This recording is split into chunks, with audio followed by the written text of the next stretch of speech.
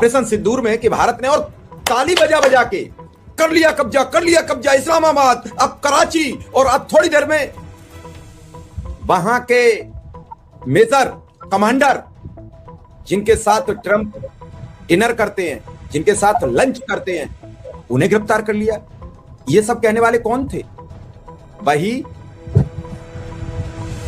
आर्या साहब, जिन्होंने कहा कल एक टीवी डिबेट में कि इजराइल तो मेरा छोटा भाई है। अच्छा, उनका गुनाह भी हम कैसे माने? जब हमारे प्रधानमंत्री वहां मदरलैंड और फादरलैंड का जिक्र करते हो तो फिर कोई तो भाई मान लेगा।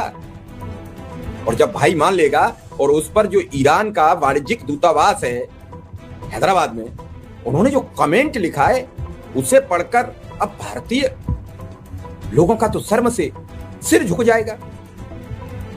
जब पहले दिन अपने जहाज वहां से रिलीज हुए होर्मुज से, तो क्या कहा था ईरानी विदेश मंत्रालय ने कि हमने भारत सरकार के लिए नहीं, जो भारतीय, जो भारत के नागरिक हमारे प्रति सिंपैथी रखते हैं, हमारे साथ हैं, ये गैस और तेल के टैंकर उन्हें जीवित रखने के लिए हमने भेजे।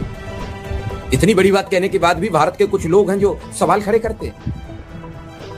कल तो ट्रंप से 40 मिनट बात हुई है, क्या हुई है? अब तक तो आधिकारिक घोषणा नहीं हुई। अब तो ट्रंप ने नहीं कुछ लिखा।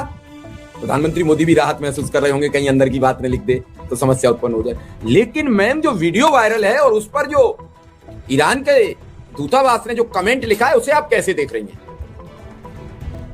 जी देखिए, ये जो इस तरीके के जो आपने बताया मेजर गौरव आर्या, ये मेजर गौरव आर्या एक दक्षिणपंथी और मोदी के घनघोर समर्थक, और ये जब तक YouTube पे अपना चैनल नहीं चलाया था, उससे पहले ये मेन स्ट्रीम मीडिया के चैनल्स पे जैसे टाइम्स नाउ वगैरह पे मोदी समर्थक के तौर पे या भारतीय जनता पार्टी के एक अघोषित जो होता ना दक्षिणपंथी चिंतक के रूप में आया करते थे, और वहां भी इनका यही रवैया रहता था। लेकिन जो इन्होंने कल किया, इन्होंने टाइम्स नाउ पे जो अभी नई जो विवाद खड़ा हुआ है, वो विवाद खड़ा हुआ है कि ये टाइम्स नाउ पे वहां बोल रहे हैं, वही जैसे आपने बताया ताली पीट पीट के, और बोल रहे हैं कि हाँ, इजराइल हमारा फादरलैंड है, और पाकिस्तान की महिला पत्रकारों से भिड़ रहे हैं, उनको कह रहे हैं कि हाँ है हमारा पाकिस्तान वो, और इजराइल हमारा भाई है, हमारा भाई है, और हम चाहते हैं कि वो 50 तो बम गाजा पे गिराए और 100 बम ईरान के ऊपर गिराए। मैडम, ये नफरत क्यों है यहूदियों के लिए? European Jews burn in hell, ये नफरत क्यों है? आपके तो पासपोर्ट पे ये लिखा है कि आप इजराइल नहीं जा सकते, इसका मतलब आप गए? इजराइल के वकील आ गए प्रोग्राम। क्यों नहीं? हम इजराइल के भाई हैं। इजराइल के वकील नहीं है, हम इजराइल के सगे भाई हैं, और मैं सपोर्ट करता हूं कि इजराइल कर रहा है लेबनान में, और मैं तो ये कह रहा हूं कि 100 बम और मारे लेबनान के ऊपर और गाजा के ऊपर। इसने क्यों ट्वीट डिलीट करा, ये बताइए, इमरान खान को छोड़ दीजिए। अब अगर सरकार के समर्थक लोग, क्योंकि देखिए ईरान के जो वाणिज्यिक दूतावास है, उन्होंने ये ट्वीट इसलिए रिट्वीट किया है, इस पे ऑब्जेक्शन इसलिए उठाया है कि उनको मालूम है कि ये मेजर गौरव आर्या कौन है। मैं इसके बारे में आपको बताती हूँ अभी कि ये पहली बार पंगा नहीं ले रहा है ईरान के साथ, ये पहले भी ले चुका है। तो वो जो है, उन्होंने इसलिए इसका ऑब्जेक्शन लिया है कि ये मेजर गौरव आर्या सरकार का आदमी है, उनके ही लिए काम करता है, और ये जो बोल रहा है वो वास्तव में भारत सरकार का जो दिमाग में चल रही हैं चीजें, उनको बोल रहा है ये। मेजर गौरव आर्या इस तरीके की बदतमीजियां कर रहे हैं और बोल रहे हैं कि ईरान के ऊपर 100 बम गिराए और इजराइल हमारा फादरलैंड है, उस फादरलैंड को जस्टिफाई कर रहे हैं। तो आप समझ सकते हैं कि ऐसे में आपको जो हरमुज थे, आपने जो जिक्र किया कि उन्होंने हमें गुडविल में कि भारत की जनता हमारे साथ है, इसलिए हम उनको दिक्कत नहीं होने देना चाहते, इसलिए उन्होंने गैस के टैंकर रिलीज कर दिए वहां से। लेकिन आइंदा आपको लगता है कि क्या इस तरह की बातें सुनने के बाद ईरान की जो एम्बेसी अपने घर वापस भेजेगी ना इस खबर को कि वहां इस तरह का हमारे खिलाफ चल रहा है अभियान, तो लिहाजा कोई कंसेशन ना दिया जाए। फिर कहते हैं कि मोदी जी, हम भारत था इसके लिए तो सही कैंडिडेट मध्यस्थता करने के लिए। मतलब इस तरीके की आपकी फादरलैंड तो आपका इजराइल, और गालियां आप दे रहे हैं इजराइल को, और अभी भी ऑनलाइन दे रहे हैं। ये कल की ही बात है। जबरदस्त एक्स के ऊपर बहुत जबरदस्त तरीके से इसकी बहस चल रही है इसी मेजर गौरव आर्या के ऊपर। फैल जाए, जो होना हो जाए, हम मंडे को आगे 10:30 बजे ऑफिस खोल के बताएं। क्या मजाक है यार ये, मतलब क्या बोलूं, मतलब मैं जो इनको बोलता हूं मुझे लगता है कहीं मैं ज्यादा तो नहीं बोल रहा, फिर आगे जाके पता चलता है ये तो और भी लिमिट क्रॉस कर गए भाई। फिर से मतलब बातें तो ऐसी चल रही है। अरे यार एडिटर, हम भी क्या कर रहे हैं यार, चकना वकना बुलवाओ यार इन लोग के लिए। हैं ये कोई सीरियस न्यूज रिपोर्टिंग तो हो नहीं रही है भाई। यहाँ पे रेडियो एक्टिविटी की आप बात कर रहे हो, आप एंड सीरियसनेस जीरो। एक्टिविटी कैसे होगी जब पूरा का पूरा तो पहाड़ आपने बता ही दिया। खत्म, तो वो उनको पता है। ये वैसा है जैसे सरकारी बैंक होता ना कि जी आप जाओ सर्वर डाउन है हमारा सर्वर डाउन है। कितना भद्दा जोक मारा तुमने है गौरव आर्या भाई। तुम तो देखो एंटरटेनर हो, हम डाउट नहीं करते, वो तो हमने बताया ही अपने इस पर्टिकुलर वीडियो में कि ग्रेट एंटरटेनर हो, पर तुम गालियां देके ही एंटरटेन कर सकते हो। इसीलिए इनको भी जरा दिखा दो इन्हीं की खुद की एंटरटेनमेंट है। 4 थप्पड़ मुंह पे। आपका आईक्यू इसी के लायक है मुझे लगता है, पर अनफॉर्चुनेट बात तो ये है कि लोगों को ये सब देख के मजा आता है। हमारे फ्रेंड्स हैं, उस फ्रेंड की वाइफ ने मुझे बताया कि वो जो मेरा दोस्त है वो देखता है गौरव आर्या, आपके वीडियोस देखता है। तो मैंने जाके उससे कन्फ्रंट किया कि भाई तुम एक्चुअली देखते हो? मैं आपको बताऊं, शर्म इतनी आई उसको, वो लज्जा में डूब गया बेचारा। वो एडमिट ही नहीं करना चाहता था कि वो आपके वीडियोस देखता है। पता है उसको शर्म क्यों आई? क्योंकि कोई भी हाफ इंटेलिजेंट बंदा ना आपके वीडियोस नहीं देखेगा। वो नहीं बताना चाहता था, एडमिट करना चाहता था कि वो आपके वीडियोस देखता है। भाई मैं भी देखता हूं, मैं डीबंक करने के हिसाब से देखता हूं, उसमें मेरी थोड़ी एंटरटेनमेंट भी हो जाती है, नो डाउट। आप देख रहे हो उनको एंटरटेनमेंट के लिए 100% देखो गाइस। कुछ सीखने की तो इनसे बिल्कुल कोशिश मत करना। इनके चेहरे देखो इन सबके, क्या बेतुकी सी बात कर रहे हैं लोग नेशनल टेलीविजन पे, न्यूज अपेरेंटली रिपोर्ट कर रहे हैं। मतलब ऐसे लगता है ये कहीं क्लाउड्स में ही है। हाँ, जैसे कि अभी इसमें दिखा दो, इसी में दिख रहा था B2 बॉमर के ऊपर क्लाउड्स पे। भाई अरे भाई क्या कर रहे हो? $2 बिलियन का जहाज है, जरा उतर जाओ वहां से। आप रेडियो एक्टिविटी लीकेज के बारे में बात कर रहे हो, मैं थकूंगा नहीं ये बात बोल के, और आप उसको एज अ जोक ट्रीट कर रहे हो। और ये मेजर गौरव आर्या शिव कुमार जी पहली बार नहीं है। आपको ध्यान होगा ऑपरेशन सिंदूर के दौरान जो वहां के जो ईरान के जो विदेश मंत्री थे अब्बास अरागची, वो उस दौरान पाकिस्तान आए पहले, और उसके बाद उन्होंने वो इंडिया आए। और वो जब इंडिया में थे उस वक्त ऑनलाइन ये मेजर गौरव आर्या कह रहा था कि ईरान से सुअर आया हुआ है, और उसने टीवी के ऊपर सुअर की वो अब्बास अरागची की फोटो के ऊपर पिग लिखा, सुअर लिखा। उसका भी इतना ही कठोर तरीके से संज्ञान लिया था ईरान की सरकार ने, और बाद में मोदी सरकार को माफी मांगनी पड़ी थी। लेकिन साथ ही ये कहा था कि ये भारत सरकार का आदमी नहीं है, ये तो कोई प्राइवेट इंडिविजुअल है, इसके कहने को आप भारत सरकार का मत ना माने। लेकिन वो व्यक्ति जिस तरीके से भारत सरकार के बारे में ठोक के जो वो बोल रहा था आपने ऑपरेशन सिंदूर के दौरान, कि कराची एयरपोर्ट पकड़ लिया, आसिम मुनीर को पकड़ लिया है, और ये कर लिया है, वो कर लिया है, तो उससे साफ पता चलता है कि कौन से चैनल पे आप बैठे हो और क्या बातें बोल रहे हो। तो आप जो हैं देश के जो कुछ अगर कोई प्रोस्पेक्ट्स बनते भी होंगे तो आप उसको सबको ध्वस्त करने में लगे हुए हैं। एक तो जो ये इनके राइट विंग के जो चैनल्स हैं, इनके ना तो जैसे मेन स्ट्रीम मीडिया में लगाम नहीं है, ऐसे यूट्यूब पे भी इनके ऊपर लगाम नहीं है। इनका काम ही है ये दिन भर लोगों के सेंटिमेंट्स को भड़काना। और आप जो बहस कर रहे हैं उन पाकिस्तान की महिलाओं से, पत्रकारों से बहस कर रहे हैं और उनको कह रहे हैं कि हाँ हमारा भाई है, हमारा भाई है, हमारा भाई है। तो आपके जो मोदी जी कह के आए थे फादरलैंड है, और उसकी यहाँ आलोचना हुई थी कि इजराइल हमारा फादरलैंड कैसे हो गया, तो आप ही लोग इस बात को डिफेंड क्यों कर रहे थे कि मोदी जी ने ऐसा नहीं कहा और मोदी जी ने वैसा नहीं कहा? अरे भाई आप कह रहे हो इजराइल हमारा भाई है, तो भाई फादर से जो पैदा हुआ आपके फादर से, वो आपका भाई लगेगा ना। तो इसका मतलब मोदी जी सही कह रहे थे।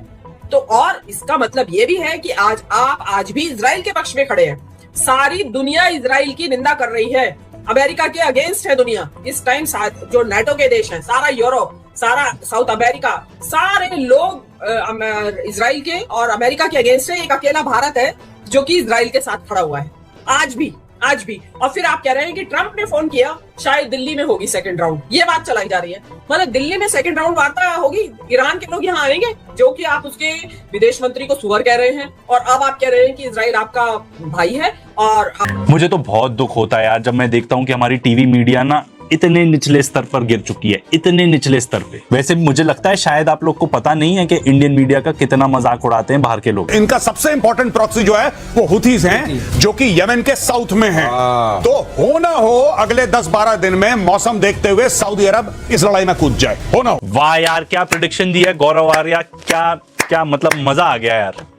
अगर हमने आपके एक फेल्ड प्रेडिक्शन के बारे में हम कोई वीडियो बनाने लग जाए ना, एक के बारे में पूरी डॉक्यू सीरीज बन जाएगी। एक वो ऑपरेशन सिंदूर के दौरान ही आप कह रहे थे अफगानिस्तान से छुर्रा घोपेगा, हाँ किसको? पाकिस्तान को, डूरांड लाइन क्रॉस करेगा।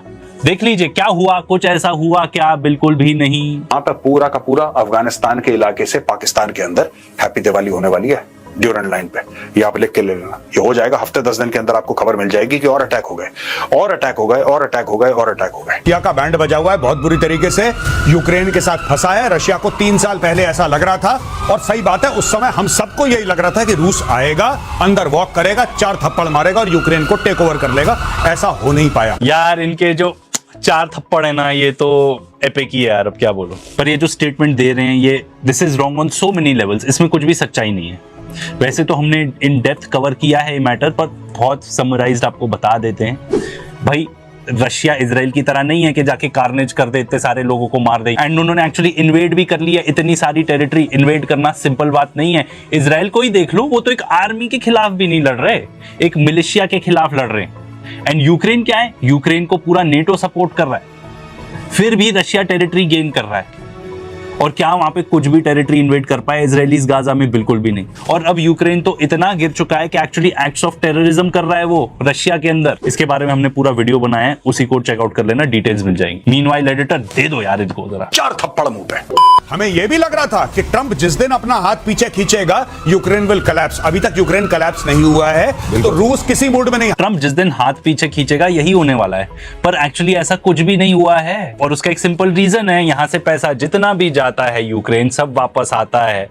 यहाँ पे मिलिट्री इंडस्ट्रियल कॉम्प्लेक्स में इनके जितने डिफेंस मैन्युफैक्चरर्स हैं उनको मिलता है 100%। I guess, I am sure. जो इस तरीके की बातें जो कर रहे हैं, तो वो बातें जो है, आप भारत के जो मोदी जो हैं, वो पहले ही एक दुनिया की नजर में एक बहुत बड़े विलन बन गए हैं। कैसे कि जिस दिन ईरान और इजराइल की जंग छिड़ी, उससे एक दिन पहले मोदी जी इजराइल की यात्रा पर थे, और वहां की जो संसद है, वहां पर ताल ठोक के कह रहे थे कि हम पूरे तहे दिल से, पूरी तरीके से, होल हार्टेडली इजराइल का समर्थन करता है भारत। तो आप जो है, आप पहले ही विलन बन चुके हैं दुनिया की नजर में, कि आपको इस लड़ाई का पता था और आप इसीलिए वहां समर्थन देने गए थे इजराइल को।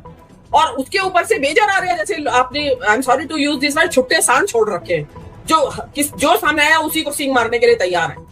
तो आपको जो है इन चीजों से, आप उनको एक्चुअली तो क्या है, आप अपनी जो जनता है उसको मुसलमानों के खिलाफ भड़काने के लिए इस तरीके के आपने ये छुट्टे सांड छोड़े हुए हैं, और वो सींग मारते रहते हैं। उनको ये नहीं पता है कि इसका हमारी विदेश नीति पे क्या असर पड़ेगा। उनको ये सोचना चाहिए कि भारत की विदेश नीति पहले ही फेल हो चुकी है, असफल हो चुकी है। मोदी जी बिल्कुल असफल हो चुके हैं विदेश नीति और कूटनीति के फ्रंट पे। और आप जैसे लोग बजाय उसको कुछ संवारने के, कुछ अपनी रास्ता निकालने के, आप आप इस तरीके की बातें कर रहे हैं। ईरान जिसको की दुनिया ने लोहा मान लिया है, जिस ईरान का दुनिया जिसके साथ खड़ी है, चाइना, रशिया, यूरोप को, सब कंट्रीज खड़े हैं, सब ने मना कर दिया है कि नहीं, हम ईरान के ऊपर हम हमला करने के लिए आपके साथ नहीं जाएंगे। आप उस देश को कह रहे हो कि हम तो चाहते हैं इजराइल उसके ऊपर 100 बम फोड़े। आप वीडियो वायरल है, वो कल टाइम्स नाउ पे ये चीज कह रहे थे, और वो वीडियो भी जिसमें कि वो विदेश मंत्री को ईरान के सुअर कह रहे थे, वो वीडियो भी आप यूट्यूब पे देखेंगे तो आपको मिल जाएगा। तो ये जो इस तरीके के लोग हैं, जो मोदी जी ने जो इस तरीके के लोगों को खुली शह दे रखी है, उनको लगाम लगाएं। आपके यहाँ ऐसे ही आईटी सेल के लोग हैं। अभी ट्रंप जो है यहाँ पे मोदी जी को कॉल कर दे तो आप 2 मिनट में आप मास्टर स्ट्रोक हो जाता है, 2 मिनट में ट्रंप भी बढ़िया हो जाते हैं आपके लिए। अभी ईरान वालों ने टैंकर भेज दिया तो आप कह रहे हैं कि देखो जी, ईरान से तो हमारी दोस्ती है। तब कहाँ दी आपकी? तब तो आपने गालियां नहीं दी ईरान को, जब उन्होंने आपके लिए टैंकर रिलीज कर दिए, और आज आप ईरान के लिए गालियां दे रहे हैं। इससे ये पता चलता है कि देखिए शिव कुमार जी, ये जो सरकार है, जो न्यूज यूट्यूब चैनल्स कुछ समझदारी की बात कर रहे हैं, कुछ आपको सही रास्ता दिखा रहे हैं, उनके ऊपर तो आप तरह तरह के कानून लाने की तैयारी कर रहे हैं। लेकिन ये इस तरीके के जो छुट्टे सांड आपने छोड़ रखे हैं, गौरव आर्या जैसे, उनके ऊपर आप लोग किसी तरह की कोई पाबंदी, किसी तरह की कोई रोक टोक, वो कोई उनके लिए कानून है या नहीं है? वो अपने चैनल पे तो बोलते हैं अनर्गल। वो नेशनल जो चैनल्स है, टाइम्स नाउ बड़ा चैनल है, और क्योंकि टाइम्स नाउ के जो मालिक है अर्नब गोस्वामी, वो अनाप शनाप बोलते हैं, तो इसलिए वो विदेशों में बहुत ज्यादा देखा जाता है उनका चैनल कि ये क्या बकवास करेगा आज, और वो उन्होंने करने दी, और वहां पे हो रही है बकवास। वो जो एंकर बैठी है भारत की, वो बिल्कुल चुप बैठी है, वो रोक नहीं रही है मेजर आर्या को कि आप जबान संभालिए, आप रोक के बोलिए नहीं, क्योंकि फिर वही बात आती है, क्योंकि उन एंकर्स ने सुपारी ली हुई है। और आप कितना भी कर ले, आप चुप लगा के, मोदी जी चुप लगा के बैठ गए इस सारे युद्ध में। उन्होंने सोचा कि ये बेस्ट पॉलिसी है और इन जो छुट्टे सांड छोड़ रखे इनके जरिए वो विदेश नीति को साध रहे हैं अपनी। और देखिए आधे से ज्यादा नुकसान इन्हीं लोगों के कारण होता है। वो जो इन्होंने ऑपरेशन सिंदूर के दौरान हल्ला मचाया हूटर बजा बजा के कि कराची एयरपोर्ट ध्वस्त कर दिया गया है, आसिम मुनीर को बंधक बना लिया गया है, लाहौर पहुंच गई है भारत की फौज, उसकी वजह से शिवपाल जी आज तक मजाक बनता है भारत की ये मीडिया का, न्यूज मीडिया का। और कोई उसके बाद भी आप देखिए सरकार को दुनिया भर के लगाम आप जैसे यूट्यूबर्स के ऊपर लगाना चाहती है सरकार। आपके जरा सा भी एक शब्द इधर से उधर हो जाए तो उसको स्ट्राइक लगवा देती है ये लोग। लेकिन इस तरीके के मैं तो सबसे पहला भुक्तभोगी हूँ, मेरा तो बंद ही करा दिया गया, जिसको लेके मैं कोर्ट गया हुआ हूँ। ये तो जनता का समर्थन है कि दोबारा लोग जुड़ गए, वरना हमारा तो इन बड़े चैनलों पे तो कोई असर नहीं पड़ता है। एक व्यक्ति, आप ये देखिए कि हमारे साथ धीरे धीरे देश के वो 10 बड़े चेहरे जुड़ते हैं, अपनी बात रखते हैं। एक वॉच डॉग यानी भौंकना हम शुरू करते हैं, हम जनता की आवाज बन रहे हैं, भौंक रहे हैं, आप उसे भी नहीं बात करना दे रहे हो, उस अधिकार को रोक रहे हो। क्या आदत बना रखी है आपने? आप उन लोगों को नहीं रोक रहे हो जो बिल्कुल बेमतलब की अनर्गल बातें कर रहे हैं। एंकर का पहला रोल होना चाहिए था कि गौरव आर्या आप देश की संप्रभुता पर कैसे, आज भी ईरान का विदेश दूतावास हमारे पास है, हमारे साथ ईरान के अच्छे रिश्ते हैं, ईरान हमारे जहाज निकल रहा है, आप ये बात ईरान को कैसे कह रहे हो? इजराइल को आप भाई कैसे कह रहे हो सकता है आप अपनी मानसिकता हो। ये तो ठीक उसी तरीके से हो रहा है जैसे हमारे देश की छवि बिगाड़ने के लिए ये सभी चैनल्स पाकिस्तान से किसी न किसी को पैसे देकर ले जाते हैं, फिर वो चैनल पर बैठ के हमारे देश की गरिमा गिराता है और हम तालियां पीटते हैं, फिर हम बेकाबू हो जाते हैं। तो बुलाते क्यों हो उसे? कितने भारतीयों को, कितने भारतीय पत्रकारों को पाकिस्तान की टीवी चैनल बुला के और ये बहस कराती हो और अपने देश की गरिमा गिराती हो? बताइए हमें एक चैनल का कहीं तो क्लिप आती किसी भी चैनल पर एक बात। अरे अभी आपने क्या देखा, पाकिस्तान में पूरे विश्व की मीडिया को आमंत्रण मिला। भारत का एक व्यक्ति, एक पत्रकार बताए कि मुझे पाकिस्तान की तरफ से आमंत्रण मिला कि हमारे यहाँ आइए, आप हमारी रिपोर्टिंग कीजिए, आप हमारी कवरेज कीजिए। आखिर क्यों फिर हमारे चैनल पाकिस्तान के लोगों को बुलाकर हमारे देश की गरिमा क्यों गिराते हैं? क्या इसके लिए आईटी मिनिस्टर ने या सूचना प्रसारण मंत्रालय ने चैनलों को नोटिस दिया? पूरे प्रोग्राम में जब ऑपरेशन सिंदूर चल रहा था, कौन से चैनल पे पाकिस्तान का एक समर्थक नहीं बैठा था? कौन से चैनल पे पाकिस्तान का पत्रकार नहीं बैठा था? हम देश में अपनी बात कर रहे हैं कि ये करना चाहिए, हमारी सेना के लोग बता रहे हैं, तो हमारी सारी जो कमजोरियां वो आ रही हैं टीवी पर कि नहीं आ रही हैं, और उन पर बहस हो रही है। यही नजर आ रही है, टीवी से निकल के लग रहा था बाहर ना। ये दोस्ती तो वो वाली लग रही है, वो जो कहा जाता है कि शराबी यार किसके, खाए पिए खिसके। तो ये मतलब ये कि केवल वो कोई सॉलिडेरिटी शराबी यार तो यार ये लोग हैं, किसकी बात कर रहे हैं?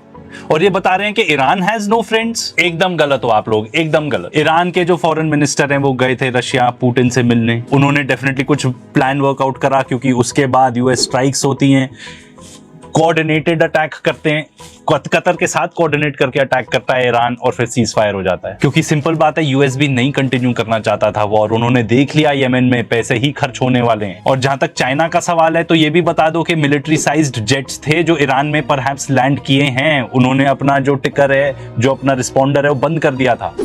अब कितनी हेल्प हुई भाई हम ये नहीं जानते, बट क्लियरली आइसोलेटेड तो बिल्कुल भी नहीं है। तो ये सब बोलना ना आप छोड़ दो। चाइना खुद फंसा हुआ है, उसको पता है कि पाकिस्तान गद्दार है, उसके साथ दोस्ती करके सीपैक बनानी है। ईरान को उसको जरूरत है, ईरान को वो नहीं खंडर बनाना चाहता, जरूरत है शांति की बात करेगा, क्योंकि वहां से उसका 80% तेल आता है। तो जहां तक सवाल है, इसमें इतने इंटरेस्ट फंसे हुए हैं कि चाइना से कोई उम्मीद नहीं है, रशिया से कोई उम्मीद नहीं है, कोई खड़ा नहीं है। देखिए सिंपल बात है, ऐसा तो है नहीं कि कोई ट्रूप्स भेज देगा किसी को भी हेल्प करने के लिए, ठीक है ना। और जब आप खुद बता चुके हो कि चाइना अपना 80% ऑफ ऑयल ईरान से लेता है, तो अगर मान लीजिए ईरान वैलिड सप्लायर नहीं बचता, ईरान नहीं बचता एंड वो सप्लाई नहीं कर पाते, तो चाइना की डिपेंडेंसी बढ़ जाएगी रशिया पे एंड बाकी सप्लायर से। यूएसए पे तो वो बिल्कुल डिपेंड होना ही नहीं चाहता ऑफ कोर्स, तो उनको ईरान को सपोर्ट करना ही पड़ेगा। जो आप खुद ही बता रहे हो ना चीज, जो एनालिसिस, वो खुद ही इतनी फ्लॉड है, फैक्ट्स तो बिल्कुल भी नहीं है उसमें। आप लोग को तो बस एक नैरेटिव पुश करना है, एक कहानी पुश करनी है, वो आप लोग का ऐसा लगता है काम हो गया। उसका नाम है मैसिव ऑर्डिनेंस पेनिट्रेटर। वो पहले 200 फुट पेनिट्रेट करके अंदर जाएगा, उसके बाद फटेगा। जब फटेगा तो सारी चीज उसके ऊपर आ जाएगी, तो किधर का रेडिएशन, तो दब गया। और आपको पता है अभी अच्छा आप ये कह रहे हैं कि ऊपर का मलबा जाके उसमें गिर जाएगा, तो रेडियो एक्टिविटी को बाहर आने का टाइम नहीं बात कर रहे हैं। असल में ये कब्र बना दी गई उन बमों की, पूरी कब्र बन। क्या वाह सर, वाह क्या लॉजिक दिया है, क्या लॉजिक दिया है आपने। मतलब बम नीचे जाके फटेगा, धंस जाएगी पूरी जमीन, और पूरा पहाड़ धस जाएगा अंदर, कबर बन जाएगी बम की, तो रेडिएशन आएगी नहीं बाहर। अरे सर आप पहले ही बता देते, पूरी दुनिया फालतू की चिंता कर रही थी कि बम बरसाएंगे तो कुछ हो जाएगा। अरे सर मतलब इसका साइंटिफिक रीजन क्या है, आप थोड़ा ये तो बता दो। रेडिएशन तो फिर भी एस्केप कर सकती है ना। आपने ना असली में लॉजिक की कबर खोद दी है इसमें। मतलब वो इन लोगों से तो एक्सपेक्टेड ही है, गौरव आर्या टाइप। सर आप तो एयर वाइस मार्शल रह चुके हैं, प्लीज मेरी तो रिक्वेस्ट है, आप किन कार्टून लोगों के साथ पार्टनरशिप कर रहे हैं? मिकी माउस और गूफी के साथ? प्लीज मत कीजिए। I apologize to Mickey Mouse and Goofy for insulting them. ये हमारी 4 थप्पड़ मुंह पे। और सीरीज का सेकंड एपिसोड था। आई होप आपको अच्छा लगा हो। हमारी तो कोशिश यही है कि हम डिबंक करें उन सब लोगों को जो आपको मिस इन्फॉर्मेशन देते हैं, एग्जैक्टली सच नहीं बताते, और साथ साथ असलियत क्या है वो भी बताएं। स्पेशली इजराइल ईरान वॉर से रिलेटेड तो इतनी ज्यादा मिस इन्फॉर्मेशन थी कि हमें लगता है कि हमारी ड्यूटी बनती है कि हम आपको बताएं कि एक्चुअली ऐसा नहीं है। ये लोग फालतू का ईरान को इतना विलेनाइज कर रहे हैं फॉर नो रीजन। मुझे नहीं पता क्यों। हमारी इंडियन फॉरेन पॉलिसी तो ऐसा कुछ कहती ही नहीं है। जो भी ये करते हैं एक्चुअली हमारे देश के लिए उल्टा ही हो जाता है।